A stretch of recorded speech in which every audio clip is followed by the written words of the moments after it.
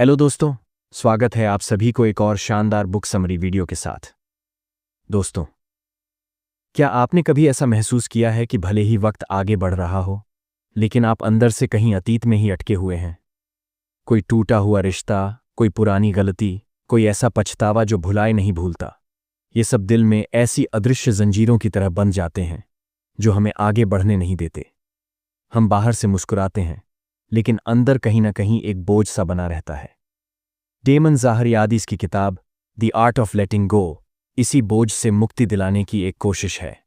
ये किताब हमें सिखाती है कि कैसे हम अपने बीते हुए कल की चोटों, गलतियों और भावनात्मक बंधनों को पहचानें, स्वीकार करें और धीरे धीरे उन्हें जाने दें।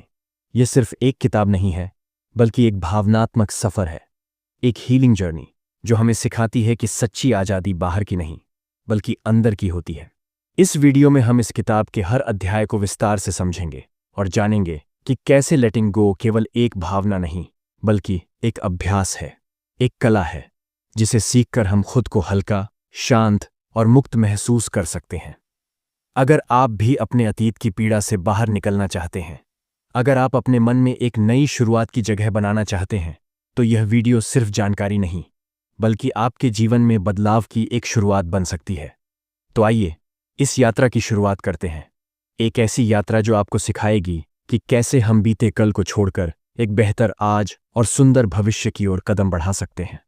चैप्टर 1, अतीत को छोड़ने का महत्व, the importance of letting go of the past. जीवन में अक्सर हम अपने अतीत के अनुभवों और घटनाओं को लेकर इतने जकड़े रहते हैं कि वह हमारे वर्तमान और भविष्य दोनों को प्रभावित करने लगते हैं। यह अतीत कोई खुशियों से भरा दौर हो सकता है, या फिर दुख, निराशा, गलतियां और चोटें भी हो सकती हैं। लेकिन जब हम पुराने दुख, गुस्सा, पछतावा या नकारात्मक भावनाओं को मन में रख लेते हैं, तो यह हमारे मन और दिल के लिए भारी बोझ बन जाता है। इस बोझ के कारण हमारी सोच सीमित हो जाती है, हमारा मन तनाव और चिंता से घिर जाता है, और हम अपने जीवन के नए अवसरों को स्वीकार नहीं कर पाते।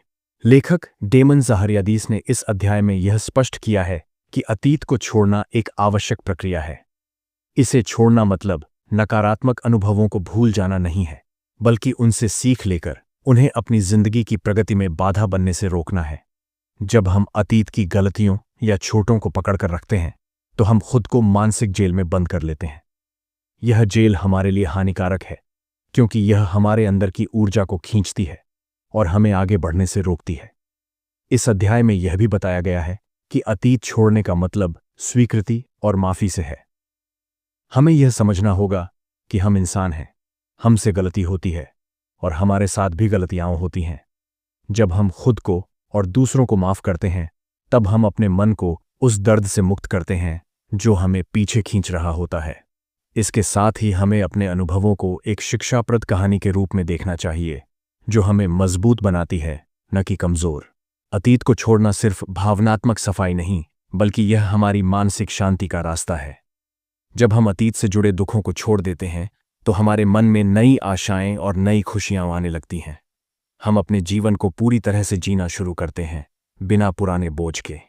यह अध्याय इस बात पर जोर देता है कि अतीत को छोड़ने से हम न केवल मानसिक तनाव से मुक्त होते हैं, बल्कि हम अपने भविष्य के लिए भी बेहतर निर्णय ले पाते हैं। अंत में लेखक ने यह कहा है कि अतीत को छोड़ना एक साहसिक कदम है, जो हमें हमारे असली जीवन की ओर ले जाता है। यह हमें अपनी आंतरिक शक्ति पहचानने में मदद करता है और जीवन में नई ऊर्जा भर देता है। इसलिए यदि हम सचमुच खुश और सफल जीवन जीना चाहते हैं, तो हमें अतीत को गले लगाना छोड़कर उसे छोड़ना सीखना होगा। चैप्टर 2, क्यों हम अतीत नहीं छोड़ पाते? Why can't we leave the past behind? अक्सर हम सोचते हैं कि अतीत छोड़ना आसान होता, पर असलियत में यह इतना सरल नहीं होता। लेखक डेमन ज़ाहरियादीस बताते हैं कि इसके पीछे कई कारण होते हैं जो हमें पुराने अनुभवों में उलझाए रखते हैं। सबसे पहला कारण है डर। हम डरते हैं कि अगर हम अपने पुराने गम या दुख को छोड़ देंगे, तो हमारी जिंदगी अधूरी रह जाएगी या हम कमजोर साबित होंगे। कई बार हम सोचते हैं कि हमारा दर्द हमारी पहचान है और उसे छोड़ने का मतलब अपनी जड़ों को खो देना होगा। इसके अलावा आसक्ति भी बड़ी वजह है। हमारे दिमाग की आदतें हमें वही सोचें और वही भावनाएं दोहराने पर मजबूर करती हैं। हम उस दर्द या गुस्से से जुड़ जाते हैं क्योंकि वो हमें एक तरह की सुरक्षा महसूस कराता है, भले ही वह नकारात्मक ही क्यों ना हो। यही नहीं, कई बार हमारा अहंकार या ईगो भी हमें माफ करने या छोड़ने से रोकता है। हम सोचते हैं कि मैं माफ नहीं कर सकता या मैं इसे क्यों भूल जाऊं, इसलिए हम खुद को अपने गुस्से या नफरत के कैद में डाल लेते हैं। लेखक यह भी समझाते हैं कि जब हम अतीत को पकड़ कर रखते हैं तो हमारा दिमाग बार बार उसी बात को दोहराता रहता है, जिससे हम भावनात्मक रूप से थक जाते हैं। यह हमारी ऊर्जा और खुशी को चूसने जैसा होता है। ऐसे में छोड़ना इसलिए भी जरूरी है ताकि हम अपनी मानसिक स्थिति को बेहतर बना सकें। इस अध्याय में लेखक हमें यह भी समझाते हैं कि अतीत को छोड़ना हमारे लिए नया आत्मविश्वास और शक्ति लेकर आता है। जब हम डर और भय को पीछे छोड़ देते हैं, तब हम अपने जीवन में नए अवसरों का स्वागत कर सकते हैं। यही कारण है कि हमें अपने भीतर के डर को समझना और उससे लड़ना सीखना होगा। अतीत से मुक्त होने के लिए सबसे पहले यह पहचानना जरूरी है कि हम अपनी सोच को बदल सकते हैं। लेखक सुझाव देते हैं कि हम अपनी भावनाओं को बिना किसी दबाव के स्वीकार करें और फिर धीरे धीरे उन्हें छोड़ना शुरू करें। यह आसान नहीं होगा, पर लगातार प्रयास करने से संभव है। चैप्टर 3, छोड़ने की मानसिकता कैसे बनाएं? How to create a quitting mindset. अतीत को छोड़ने के लिए सबसे महत्वपूर्ण कदम है छोड़ने की मानसिकता विकसित करना। लेखक डेमन ज़हारियादीस बताते हैं कि जब तक हमारा मन इस बात को पूरी तरह स्वीकार नहीं करता कि हमें पुराने गमों और दर्दों को छोड़ना है, तब तक बदलाव संभव नहीं होता। यह मानसिकता हमें सकारात्मक सोच, आत्मस्वीकृति और धैर्य की ओर ले जाती है। सबसे पहले हमें अपनी सोच को बदलना होता है। अक्सर हम सोचते हैं कि दर्द को याद रखना या उसे अपने साथ रखना जरूरी है ताकि हम खुद को याद दिला सकें कि हमें नुकसान हुआ था, लेकिन यह सोच हमें आगे बढ़ने से रोकती है। लेखक सलाह देते हैं कि हर दिन अपने मन को सकारात्मक बातें कहें, जैसे मैं अपने अतीत को छोड़ रहा हूं, मैं खुश रहने का अधिकार रखता हूं, या मैं अपने लिए एक नया जीवन बनाऊंगा। दूसरा, आत्मस्वीकृति, सेल्फ एक्सेप्टेंस बहुत जरूरी है। इसका मतलब है कि हमें अपने आप को पूरी तरह स्वीकारना होगा, अपनी कमजोरियों, गलतियों और पुरानी चोटों के साथ। जब हम खुद को स्वीकार करते हैं, तब हम दूसरों को माफ करना भी आसान समझ पाते हैं। यही आत्मस्वीकृति हमारे मन को शांत करती है और हमें अंदर से मजबूत बनाती है। तीसरा, ध्यान, मेडिटेशन और आत्मचिंतन, सेल्फ रिफ्लेक्शन के अभ्यास से हम अपनी भावनाओं को बेहतर समझ पाते हैं। रोजाना कुछ समय शांत बैठकर अपने अंदर झांकना, अपने भावों को महसूस करना और उन्हें बिना रोक टोक स्वीकार करना हमें अतीत के दर्द से ऊपर उठने में मदद करता है। चौथा, हमें खुद से सवाल पूछना सीखना चाहिए। क्या यह भावना मुझे आगे बढ़ने में मदद कर रही है या रोक रही है? अगर कोई भावना हमें रोक रही है तो उसे छोड़ना जरूरी है। लेखक कहते हैं कि छोड़ने की मानसिकता धीरे धीरे बनती है। यह एक दिन में नहीं होती, लेकिन लगातार अभ्यास और खुद के साथ ईमानदारी से व्यवहार करने से संभव है। जब आप इस मानसिकता को अपनाएंगे तो आपका मन कम तनावग्रस्त होगा, आप अधिक खुश रहेंगे और जीवन की नई संभावनाओं को खुलकर स्वीकार कर पाएंगे। चौथा अध्याय, माफ करने की ताकत और उसका महत्व, the power and importance of forgiveness. इस अध्याय में लेखक डेमन ज़हारियादीस ने माफ करने के महत्व को विस्तार से समझाया है। माफ करना सिर्फ दूसरों के लिए नहीं होता, बल्कि सबसे ज्यादा हम अपने लिए करते हैं। जब हम किसी की गलती या चोट को माफ कर देते हैं तो हम अपने मन से उस गुस्से, दुख और नफरत का बोझ हटा देते हैं। माफ करने का मतलब यह नहीं कि हम उस गलत व्यवहार को सही मान लें, बल्कि इसका मतलब है कि हम अपने दिल को उस दर्द से मुक्त कर रहे हैं जो हमें अंदर से जकड़े हुए है। लेखक बताते हैं कि माफ करने से हमारे शरीर और मन दोनों पर सकारात्मक प्रभाव पड़ता है। रिसर्च से पता चलता है कि जो लोग माफ करने का अभ्यास करते हैं वे मानसिक तनाव कम महसूस करते हैं, उनके दिल की सेहत बेहतर होती है और वे जिंदगी में अधिक खुशहाल रहते हैं।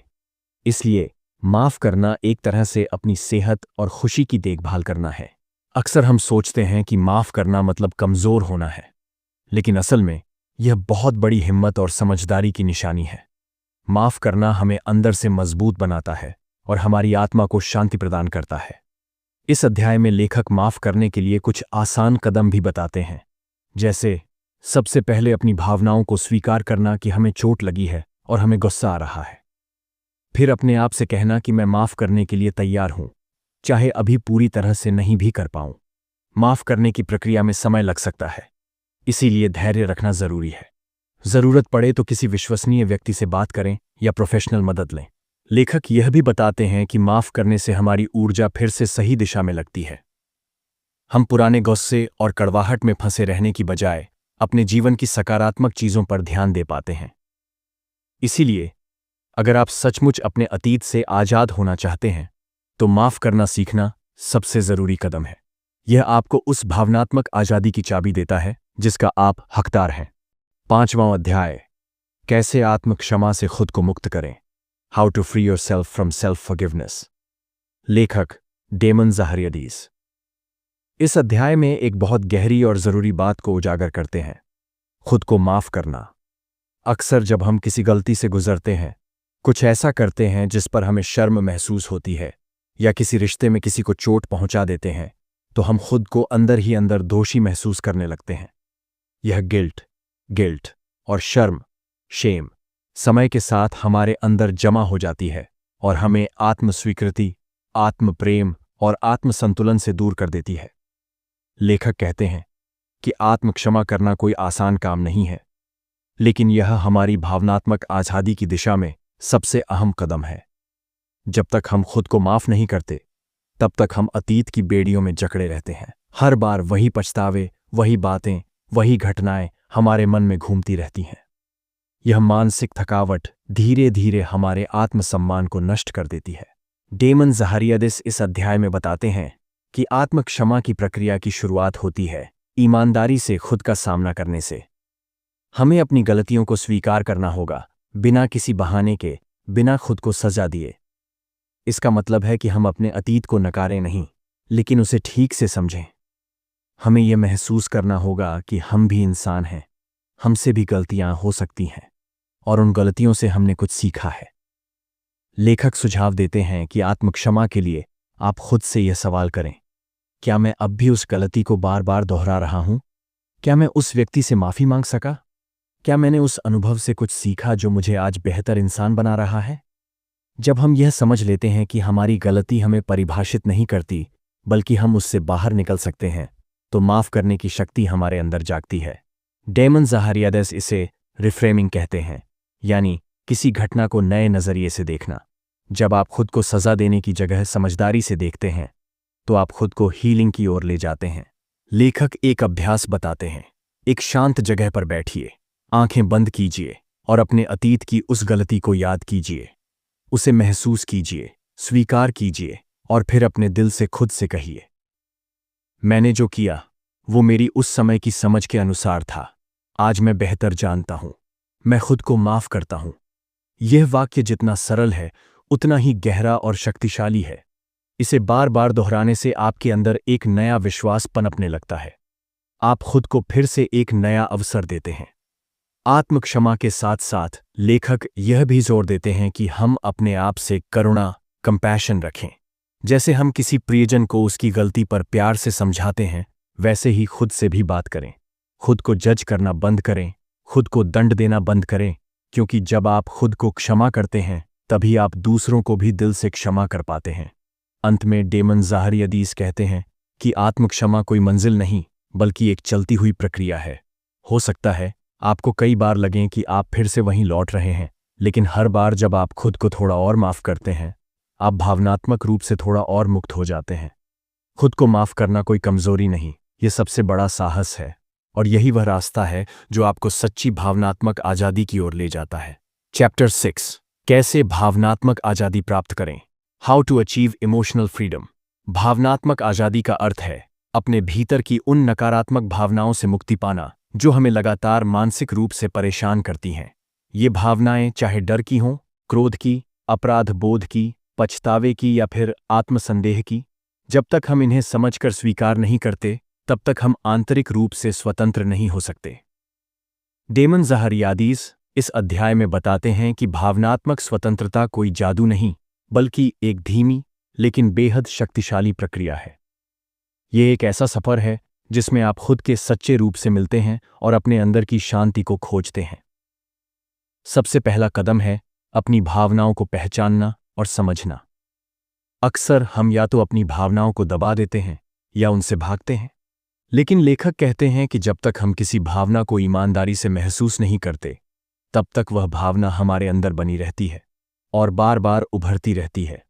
उदाहरण के लिए, अगर आपके अंदर गुस्सा है और आप उसे नकारते हैं, तो वह दबा हुआ गुस्सा समय समय पर अलग अलग तरीकों से सामने आएगा, चाहे चिड़चिड़ाहट के रूप में, निराशा के रूप में या फिर आत्मनुकसान के रूप में।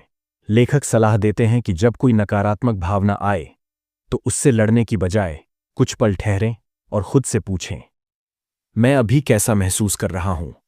यह प्रश्न आपके मन को भावनात्मक रूप से जागरूक बनाता है। जब आप अपनी भावनाओं को बिना जजमेंट के स्वीकार करते हैं, तो आप उन्हें हीलिंग की दिशा में ले जाना शुरू करते हैं। इसी को लेखक इमोशनल ओनरशिप कहते हैं, यानी भावनाओं की जिम्मेदारी लेना। इसके बाद आता है अगला जरूरी कदम, उन भावनाओं को छोड़ना, लेटिंग गो। छोड़ना मतलब यह नहीं कि आप भूल जाएं, बल्कि यह कि आप अब उन भावनाओं को अपने जीवन पर हावी नहीं होने देते। आप उन्हें धन्यवाद कहकर आगे बढ़ते हैं। डेमन ज़ाहरियादिस कहते हैं कि छोड़ना एक कला है। यह तभी संभव है जब आप अपने अतीत को समझें, स्वीकारें और यह तय करें कि वह अब आपके वर्तमान को प्रभावित नहीं करेगा। इस प्रक्रिया में आपकी मदद करती है नई सकारात्मक आदतें। लेखक सलाह देते हैं कि जब आप पुराने भावनात्मक जख्मों को छोड़ना शुरू करें, तो साथ में ऐसे कार्यों को अपनी दिनचर्या में शामिल करें जो आपको आंतरिक खुशी और संतोष दें, जैसे ध्यान लगाना, गहरी सांस लेना, अपने विचारों को डायरी में लिखना, सुबह कुछ मिनट खुद से जुड़ना, दिन भर के लिए छोटे लक्ष्य बनाना और हर रात खुद से पूछना, आज मैंने अपने लिए क्या किया। इसके साथ ही कृतज्ञता की भावना, ग्रैटिट्यूड, भी भावनात्मक आज़ादी की दिशा में एक महान साधन है। जब आप अपने जीवन की छोटी छोटी चीज़ों के लिए आभारी होते हैं, जैसे कि आपका शरीर, सांसें, परिवार, प्रकृति, भोजन, नींद, तब आप महसूस करते हैं कि वर्तमान में बहुत कुछ ऐसा है जो आपको संतोष और प्रेम दे सकता है। और जब आप वर्तमान में जिंदा रहते हैं, तो अतीत की नकारात्मकता कमज़ोर होने लगती है। लेखक यह भी कहते हैं कि कभी कभी भावनाओं से पूरी तरह मुक्त होना आसान नहीं होता। इस सफ़र में आप पीछे भी जा सकते हैं, फिर से वही पुराने घाव उभर सकते हैं, लेकिन इसका मतलब यह नहीं कि आप असफल हो गए। इसका मतलब है कि हीलिंग अभी जारी है। सबसे ज़रूरी बात यह है कि आप इस प्रक्रिया में खुद के साथ कोमलता और धैर्य बनाए रखें। अंत में डेमन ज़ाहरियादिस एक बेहद प्रेरणादायक बात कहते हैं, जब आप अपनी भावनाओं के मालिक बन जाते हैं, तो कोई भी व्यक्ति या परिस्थिति आपके मन की शांति नहीं छीन सकता। यह अध्याय हमें सिखाता है कि भावनात्मक आज़ादी कोई बाहरी चीज़ नहीं है, यह आपके अंदर ही है। बस ज़रूरत है उसे पहचानने, अपनाने और धीरे धीरे खुद को पुरानी भावनात्मक बेड़ियों से मुक्त करने की। चैप्टर 7, भविष्य की ओर कैसे बढ़ें, how to move towards the future. इस अध्याय में लेखक डेमन ज़ाहरियादिस हमें एक बहुत ही महत्वपूर्ण जीवन मंत्र सिखाते हैं। अगर आप अपने अतीत की भावनात्मक बेड़ियों से मुक्त हो गए हैं, तो अब समय है कि आप अपने भविष्य की ओर देखें। जब आप बीते हुए दर्द, पछतावे और नकारात्मक अनुभवों को पीछे छोड़ चुके हैं, तब आप खुद को एक नई शुरुआत देने के लिए तैयार होते हैं। भविष्य की ओर बढ़ना सिर्फ एक मानसिक विचार नहीं है, यह एक नया दृष्टिकोण, माइंडसेट है। एक ऐसी सोच जिसमें आप खुद को अब अतीत के कड़वे अनुभवों के आधार पर नहीं, बल्कि अपनी आज की समझ, सीख और उम्मीदों के आधार पर देखते हैं। लेखक कहते हैं कि भविष्य की ओर बढ़ना तब आसान होता है जब आप खुद से यह प्रश्न करें, अब मैं कौन हूं, मैं आगे क्या बनना चाहता हूं और मैं कौन से नए कदम उठा सकता हूं। डेमन ज़ाहरियादिस यह स्पष्ट करते हैं कि सिर्फ अतीत को छोड़ना काफी नहीं है, आपको एक नई दिशा में चलना भी शुरू करना होता है। कई बार लोग अतीत से बाहर तो निकल आते हैं, लेकिन आगे कैसे बढ़ें इसका रास्ता नहीं जानते। इसलिए लेखक सलाह देते हैं कि आप अपने जीवन में कुछ सकारात्मक लक्ष्य तय करें। यह लक्ष्य छोटे भी हो सकते हैं, जैसे हर दिन सुबह 10 मिनट ध्यान लगाना, कोई नया स्किल सीखना, किसी पुराने शौक को फिर से अपनाना, किसी सकारात्मक किताब को पढ़ना या किसी ऐसे व्यक्ति से मिलना जो आपको प्रेरित करता है। भविष्य की ओर बढ़ने के लिए आपको एक विजन चाहिए होता है, एक कल्पना कि आप अपने जीवन को आने वाले समय में किस रूप में देखना चाहते हैं। लेखक इसे मेंटल ब्लूप्रिंट कहते हैं, यानी अपने दिमाग में उस भविष्य का नक्शा बनाइए जिसे आप पाना चाहते हैं। जब आपके पास एक स्पष्ट दिशा होती है तो आप में आत्मविश्वास बढ़ता है और आप अपने आज के हर छोटे कदम को अर्थपूर्ण महसूस करते हैं। इस अध्याय में लेखक यह भी जोर देते हैं कि आप अतीत की असफलताओं से डरकर आगे बढ़ने से न रुकें। वह कहते हैं, हम सब असफल हुए हैं, लेकिन यह असफलताएं हमारे चरित्र का हिस्सा नहीं, बल्कि हमारे अनुभव का हिस्सा है। भविष्य की ओर बढ़ने के लिए जरूरी है कि आप जोखिम लेने की हिम्मत रखें, चाहे वो नई नौकरी हो, नया रिश्ता हो, किसी पुरानी आदत को छोड़ना हो या कोई नया प्रोजेक्ट शुरू करना हो। जब आप डर के बावजूद कदम उठाते हैं, तभी आप सच में बदलते हैं। लेखक एक और अहम बात साझा करते हैं, अब में जीना। अक्सर लोग भविष्य की चिंता में इतने खो जाते हैं कि वर्तमान को खो देते हैं। डेमन ज़हारियादीस कहते हैं कि अगर आप हर दिन के छोटे छोटे पलों को पूरी जागरूकता और दिल से जीना शुरू करें तो आप स्वाभाविक रूप से भविष्य की ओर बढ़ने लगते हैं। इसलिए हर दिन को एक मौका समझिए, नया सोचने का, नया करने का और खुद को बेहतर बनाने का। अंत में लेखक हमें प्रेरित करते हैं कि जब आप अपने अतीत को स्वीकार कर चुके हों, अपने घावों से सीख चुके हों और खुद को माफ कर चुके हों, तो अब आप उस ऊर्जा को अपने भविष्य के निर्माण में लगाएं। यही भावनात्मक आजादी का सबसे सुंदर रूप है। आपका अतीत आपकी कहानी का एक हिस्सा है, लेकिन आपका भविष्य अब भी कोरा कागज है और उस पर क्या लिखना है ये केवल आप तय करते हैं। चैप्टर 8, आगे बढ़ते रहने की कला, the art of moving forward. Damon Zahariadis इस अध्याय में हमें एक अमूल्य जीवन दर्शन सिखाते हैं। जीवन आगे बढ़ने का नाम है। जब हम अतीत को छोड़ देते हैं, खुद को क्षमा कर लेते हैं और भविष्य की ओर उम्मीद से देखना शुरू करते हैं, तब अगला सबसे बड़ा कदम है निरंतर आगे बढ़ते रहना। आगे बढ़ना सिर्फ एक बार का निर्णय नहीं होता, यह एक लगातार चलने वाली प्रक्रिया है। लेखक कहते हैं कि जिंदगी में ऐसे कई मोड़ आते हैं जब हम फिर से रुक जाते हैं। पुरानी यादें, पुराने रिश्ते, डर या फिर असफलता की चिंता हमें दोबारा पीछे खींचने लगती है। ऐसे में सबसे जरूरी है एक स्थिर मानसिकता, रेजिलिएंट माइंडसेट, यानी हर परिस्थिति में खुद को संभालते हुए आगे बढ़ते रहने की आदत। लेखक बताते हैं कि अगर आप अपने जीवन में ठहराव महसूस कर रहे हैं तो इसका मतलब यह नहीं कि आप असफल हो गए हैं। कभी कभी जीवन हमें धीमा चलना सिखाता है ताकि हम अपने अंदर की गहराई को समझ सकें। इस ठहराव में भी आगे बढ़ने की संभावनाएं छिपी होती हैं। डेमन ज़हारियादीस सुझाव देते हैं कि इस दौरान आप खुद से ये सवाल करें, क्या मैं अपने वर्तमान निर्णयों से संतुष्ट हूं? क्या मैं उन लोगों से जुड़ा हूं जो मुझे प्रेरणा देते हैं? क्या मैं रोज कुछ ऐसा कर रहा हूं जो मुझे अपने लक्ष्य के करीब ले जाए? आगे बढ़ने की कला का एक अहम हिस्सा है लचीलापन, फ्लेक्सिबिलिटी। कई बार जिंदगी वैसी नहीं चलती जैसी हमने योजना बनाई थी। ऐसे में अगर हम अपने विचारों में कठोर रहेंगे तो हम टूट सकते हैं, लेकिन अगर हम लचीले रहेंगे तो हम रास्ते बदल सकते हैं, तरीके बदल सकते हैं, लेकिन रुकेंगे नहीं। लेखक एक और महत्वपूर्ण बात पर ध्यान दिलाते हैं, खुद को याद दिलाते रहना कि आपने कितना कुछ पार कर लिया है। जब हम पीछे मुड़कर देखते हैं और अपनी प्रगति को पहचानते हैं तो हमें आत्मविश्वास मिलता है। यह हमें प्रेरित करता है कि अगर हमने पहले मुश्किलों का सामना किया है तो हम आगे भी कर सकते हैं।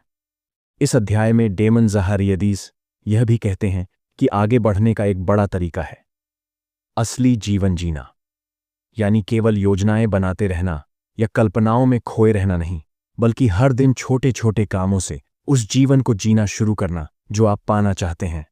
चाहे वह आपकी सेहत हो, रिश्ते हो, करियर हो या आत्मिक शांति, हर क्षेत्र में थोड़ा थोड़ा प्रयास करके ही बड़ी सफलता मिलती है।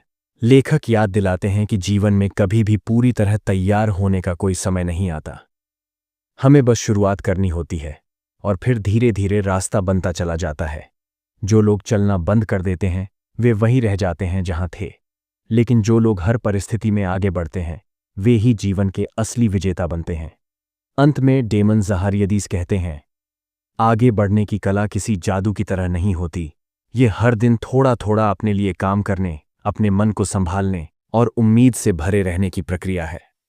आप तब तक पीछे नहीं रह सकते जब तक आप खुद रुकने का फैसला न कर लें। इसलिए आगे बढ़िए, क्योंकि आप आगे जाने के लायक हैं। चैप्टर 9, लेटिंग गो के लिए कुछ प्रैक्टिकल टूल्स। डेमन जहारियादीस मानते हैं कि सिर्फ सोचने या समझने से हम अपने बीते हुए दर्द को नहीं छोड़ सकते। इसके लिए हमें कुछ व्यावहारिक कदम उठाने की जरूरत होती है, जिन्हें हम अपनी रोजमर्रा की जिंदगी में लागू कर सकें। इस अध्याय में लेखक ने कुछ ऐसे असरदार टूल्स दिए हैं जो हमें अंदर से मुक्त करने में मदद करते हैं। सबसे पहला टूल है जर्नलिंग। जब हम अपने भीतर के जज्बात, तकलीफें और उलझने कागज पर उतारते हैं तो वो मन में दबे रहना बंद कर देती हैं। डेमन सलाह देते हैं कि हर दिन कम से कम 10 मिनट का समय निकालकर डायरी में वो सारी बातें लिखी जाए जो हमें परेशान कर रही हैं, जैसे हमारे डर, दुख, क्रोध या कोई अधूरी बात जो किसी से कह नहीं पाए। जब हम इन्हें शब्दों में ढालते हैं तो एक क्लैरिटी आती है, जैसे हम खुद से खुलकर बात कर रहे हों। इससे मन हल्का होता है और हमें अपनी भावनाओं को समझने में मदद मिलती है। दूसरा टूल है माइंडफुलनेस, यानी वर्तमान में जीने की कला। अक्सर हम या तो अतीत की किसी गलती में उलझे होते हैं या भविष्य की चिंता में डूबे रहते हैं। लेकिन लेटिंग गो का सबसे बड़ा मंत्र है अब में जीना। लेखक कहते हैं कि जब आप अपनी सांसों पर ध्यान केंद्रित करते हैं, अपने शरीर की मौजूदगी को महसूस करते हैं, तो आप वास्तव में अपने वर्तमान से जुड़ते हैं। और जब आप वर्तमान में होते हैं तो अतीत का असर खुद ब खुद कम होने लगता है। तीसरा तरीका है मेडिटेशन, ध्यान, यानी अपने मन को स्थिर करना। डेमन बताते हैं कि रोज 5 से 10 मिनट तक शांत वातावरण में बैठकर सिर्फ अपनी सांसों को महसूस करना भी काफी है। जब हम ध्यान में होते हैं तो हमारे विचार धीरे धीरे शांत होने लगते हैं, और जब कोई पुरानी याद या दुख भरी सोच हमारे दिमाग में आती है तो हम उसे पकड़ने की बजाय उसे बह जाने देते हैं। ये प्रक्रिया हमारे मन को रिबूट करने जैसी होती है। इसके बाद आता है एक बेहद शक्तिशाली टूल, रीफ्रेमिंग। इसका मतलब है किसी तकलीफदेह सोच या अनुभव को एक नए नजरिए से देखना। उदाहरण के लिए, अगर आप सोचते हैं कि किसी ने आपको धोखा दिया, तो आप उस सोच को इस तरह बदल सकते हैं, उस अनुभव ने मुझे अपनी कीमत पहचानना सिखाया। जब हम अपनी पेनफुल थॉट्स को एक सकारात्मक दृष्टिकोण से देखते हैं तो वो हमें कमजोर करने की बजाय मजबूत बना देती है। रीफ्रेमिंग आपको विक्टिम बनने से बचाकर एक सीख लेने वाला इंसान बनाता है। और अंत में डेमन जिक्र करते हैं डिक्लटरिंग का। हम सभी के आसपास ढेरों बेकार चीजें होती हैं, जैसे पुराने कपड़े, अधूरी किताबें, पुराने मैसेज या फालतू सामान जो सिर्फ जगह घेरते हैं। लेखक कहते हैं कि जब हम अपने फिजिकल स्पेस की सफाई करते हैं तो वो हमारे भीतर की सफाई का रास्ता खोलता है। जैसे जैसे हम बेकार की चीजों से मुक्ति पाते हैं, वैसे वैसे मन का बोझ भी कम होता जाता है। इसलिए कमरे की सफाई करें, अलमारी साफ करें और डिजिटल स्पेस जैसे मोबाइल, लैपटॉप से भी गैर जरूरी चीजों को हटाएं। अंत में एक बेहद गहरी बात डेमन जहारियादीस कहते हैं, बाहर की सफाई अंदर की सफाई से शुरू होती है। यानी अगर आप अपने भीतर के दर्द और बोझ से मुक्ति पाना चाहते हैं तो अपने जीवन में इन छोटे छोटे टूल्स को अपनाइए। ये साधारण लगने वाले कदम धीरे धीरे आपको इमोशनल फ्रीडम की ओर ले जाते हैं, जहां आप पास्ट की बेड़ियों से आजाद होकर एक शांत और हल्का जीवन जी सकते हैं। चैप्टर 10, अपनी नई जिंदगी को डिजाइन करना, डिजाइनिंग योर न्यू लाइफ। जब हम अतीत को छोड़ देते हैं तो एक खालीपन सा महसूस होता है, जैसे कोई पुराना कमरा साफ कर दिया गया हो। डेमन जहारियादीस कहते हैं कि यह खालीपन एक मौका है, नई जिंदगी की शुरुआत का मौका। इस अध्याय में लेखक हमें यह सिखाते हैं कि कैसे हम खुद के लिए एक बेहतर, शांत और खुशहाल जीवन डिजाइन कर सकते हैं। सबसे पहले जरूरी है कि आप इंटेंशनली सोचें कि आपको कैसा जीवन जीना है।